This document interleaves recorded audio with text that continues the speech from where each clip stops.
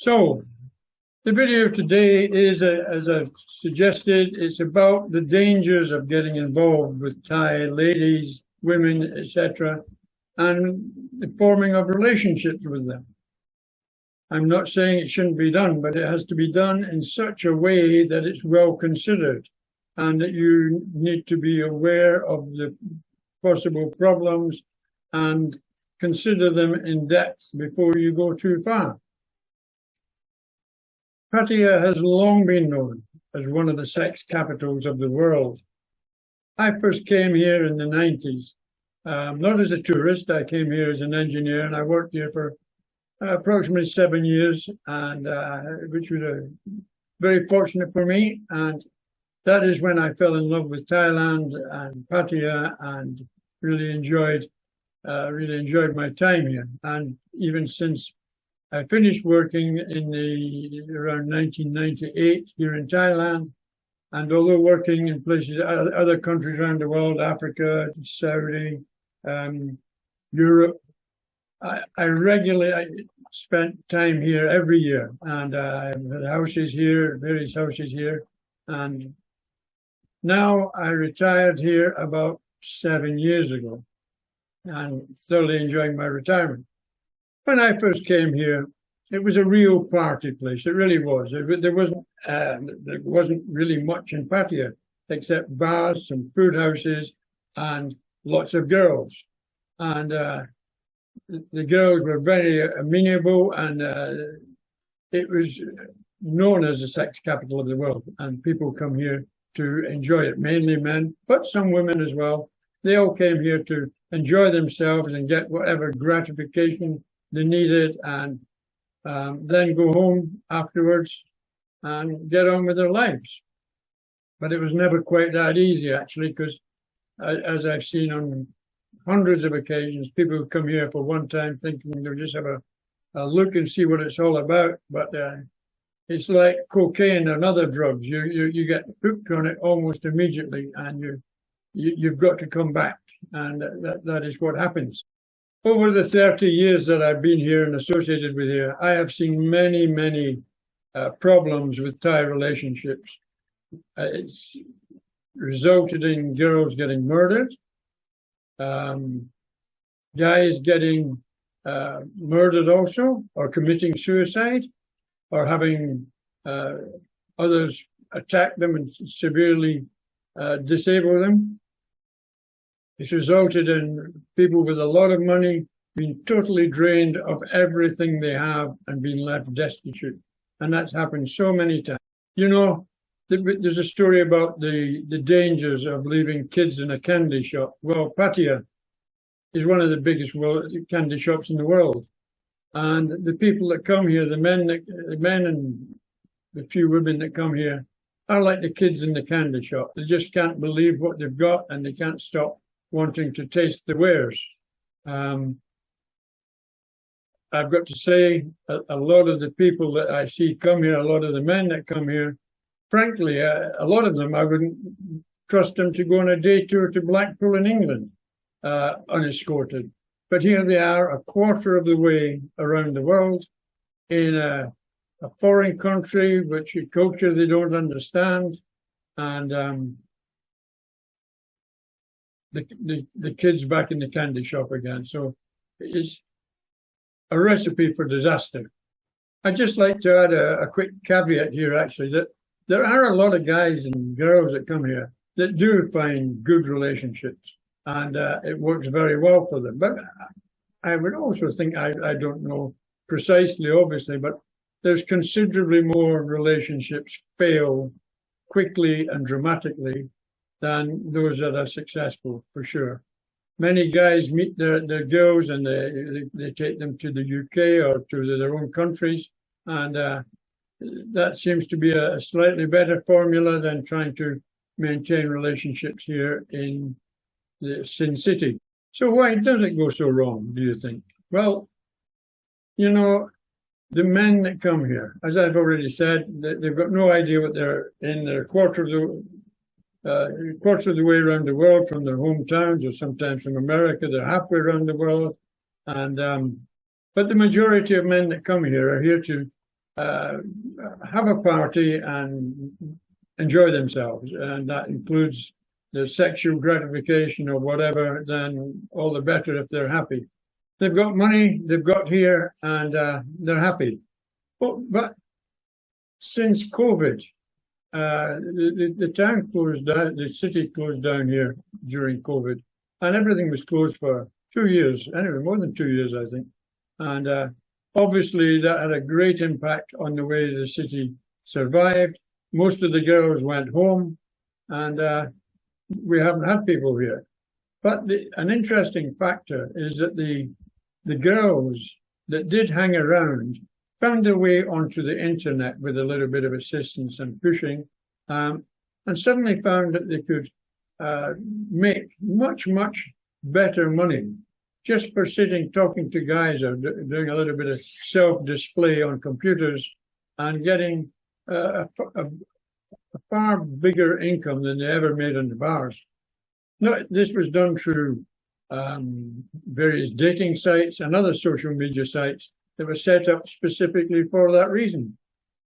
Consequently, since COVID's disappeared, not so many girls have made their way back to Pattaya, even though there's several more establishments being built and some very nice places being built to start to carry on serving that type of community. Most of the proprietors of these places struggle to get good staff, and that's the reason why. A lot of them can do it. They've gone home. They don't want to come back to do what they were doing before. Maybe they've gone back to farming. Maybe they're on the internet, selling themselves on the internet. But they're certainly not wanting to come back too much to Pattaya. And it's a big problem here in Pattaya at the moment. We've got loads of hotels, etc., and they're all desperate for staff. So the restaurants and bars are in exactly the same situation. Another big change, is that probably for a few years before COVID, things started to change here in Thailand. Up to a point, it was all about the largest number of tourists were the party goers, as we'll call them. They came here to party, and of course, Thailand's always been a popular destination for honeymoons and things like that. But there's many other areas of the country to go that are beautiful also, and so that mix has changed now. It changed actually before. It was changing actually long before COVID hit us here. And what was happening is that the local government and the Thai government, indeed, were trying to change the perception of Thailand, and particularly cities like Pattaya, Hua Hin, and other areas where the sexual connotations were well known. And they've done this by starting to build facilities and provide amenities for groups of tourists like the Chinese and the Koreans.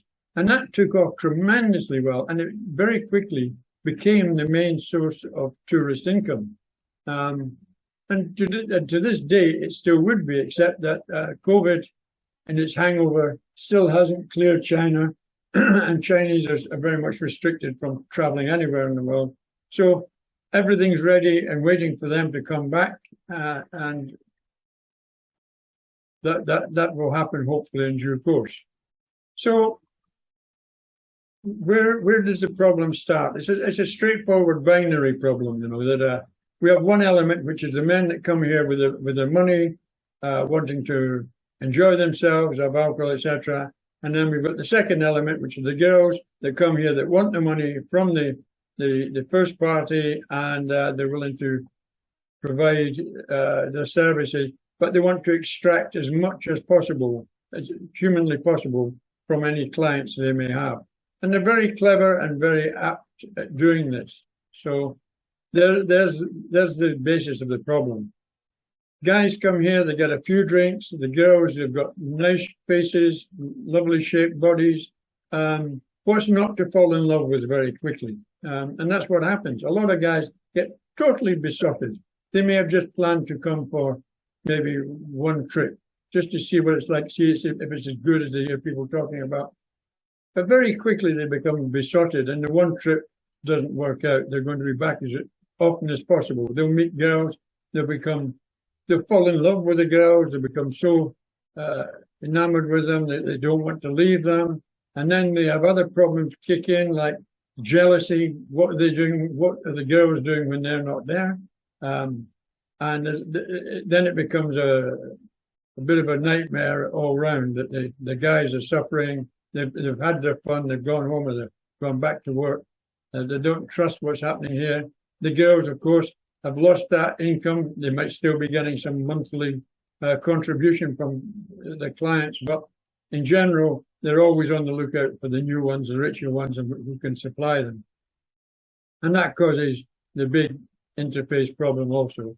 So I'm going to go on to the things now that you should be thinking about.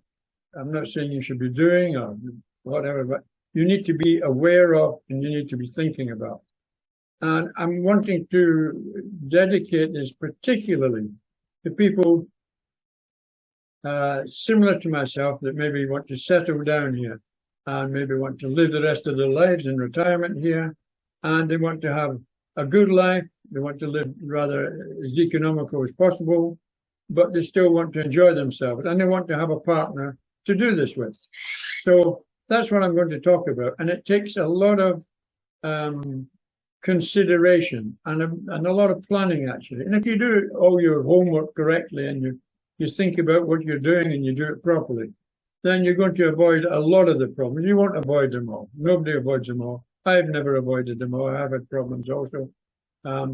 So that will be my next video. I'm going to leave this here now, but in my next video, I will actually discuss the problems in detail, and we will discuss how we should think about them and how we can test them and make them work for us.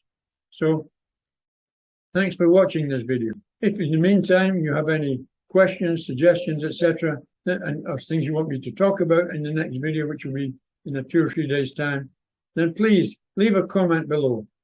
I would also be very, very appreciative if you haven't subscribed already, if you would consider doing that, and maybe ringing the like bell as well. And that would help me a lot also to get the energy and the want to continue making much more videos on how to deal with life here in Thailand. Thanks again. Take care.